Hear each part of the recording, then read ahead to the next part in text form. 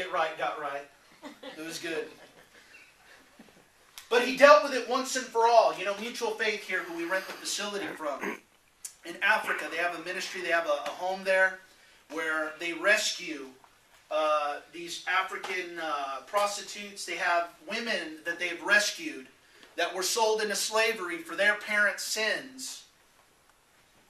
For all the wrongdoings that may have been done to somebody else, actual people were being traded to make payment and restitution for some of those things to bring peace between families. And that's exactly what happened here. God sent His one and only Son to make it right for what you and I could never, ever, ever earn on our own. And it was all placed on Him.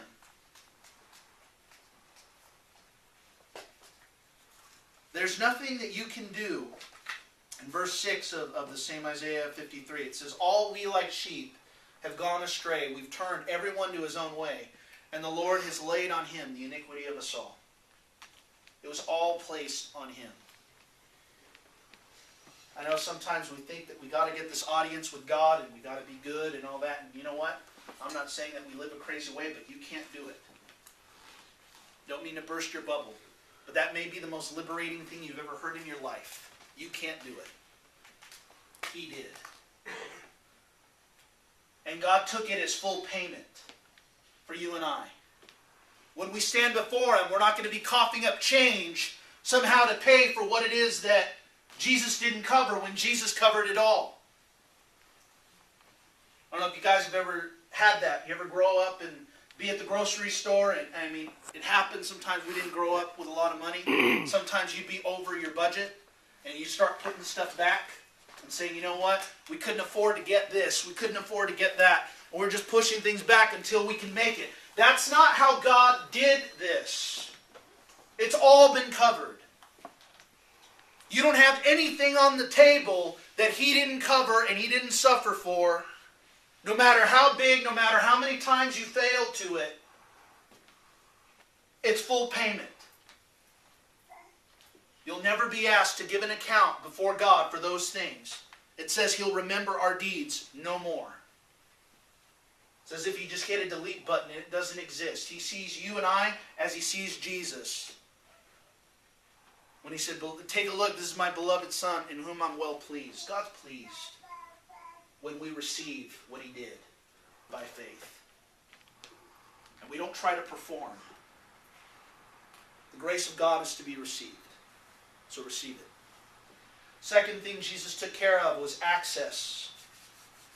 In Mark 15:36, it says, "And someone ran to Him, filled a sponge full of sour wine, put it on a reed." We have the same account of the story here. Verse 37, it says, "Jesus cried out with a loud voice, breathed His last." Verse 38, "The veil of the temple was torn in two from top to bottom." You had here a holy place that a priest was allowed to go before the presence of God, and only the priest. And you know, the sad thing was they tied something to his leg, a little rope with some bells, and if they didn't hear him moving around out there, that meant usually he was dead because the presence of God just wiped him out because he wasn't right. And they'd pull him out.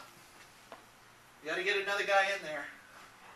Get a clean guy in there. That's not how things are done anymore. Veil was ripped. God doesn't dwell within tents or in buildings anymore. If you want to know the address that God lives in, if you know Him, look in the mirror. You're it. Everywhere you go, you got Him living on the inside of you if you've been born again. If you placed your trust in Him. He said, "Behold, I stand at the door and knock. Anybody who hears and opens unto me, I will come into him and sup with him and he with me." That you can have a relationship with God. He wants to walk with you and talk with you and live on the inside of you, guide you, protect you. He's not out there anymore in this place where you can't get to Him. If you've received Him, He's living on the inside of you. He's got access now. Everywhere you go, you got Him, the Creator of heaven and earth. Not some secondhand or some rolled out thing where it's a bad substitute. When Jesus said he was going away in the Gospel of John, he said, I'm going to send another. And that word another is the word allos in the Greek. Doesn't mean something of a different kind. Like let's say if we were talking fruit, I could just say fruit collectively, and to you, you may think of a banana, and I could be talking about an orange. We're not talking about the same thing. When it said allos, it's one of the same kind. Same Spirit that was on Jesus, of the Holy Ghost, lives in you. Not any different. You didn't get some second-hand Holy Ghost that doesn't have power or is impotent in any way. You got it all living on the inside of you now. If we could get a hold of that, who knows what we would see. A couple of things to think about. Hebrews 4:16, it says, let us therefore come boldly to the throne of grace, that we may obtain mercy and find grace to help in time of need. You have a need, friend, you got a throne you can go to. You don't need me to pray for you because I'm a pastor, and I'd be happy to pray for you. You got access yourself. And I love the fact that it's a throne of grace, not a throne of judgment. God's just going to beat you from pillar to post because you don't measure up. Jesus already took the beating for you, friend. You got free access. God welcomes you in. Not like the VIP section I tried to get into last night at the Roxy and was stopped at the door. You're welcomed in. You're in. Lastly,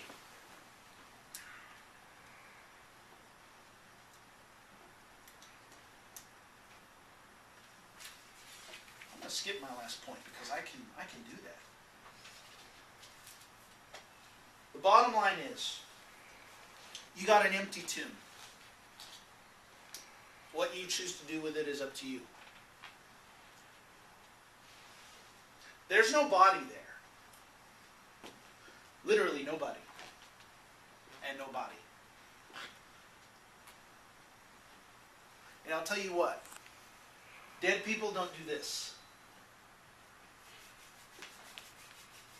Given where I come from, and what I've been through, and the fact that I should be a vegetable, and I've told that story 100 times, and I'll tell it another way. You don't get this from some dead guy.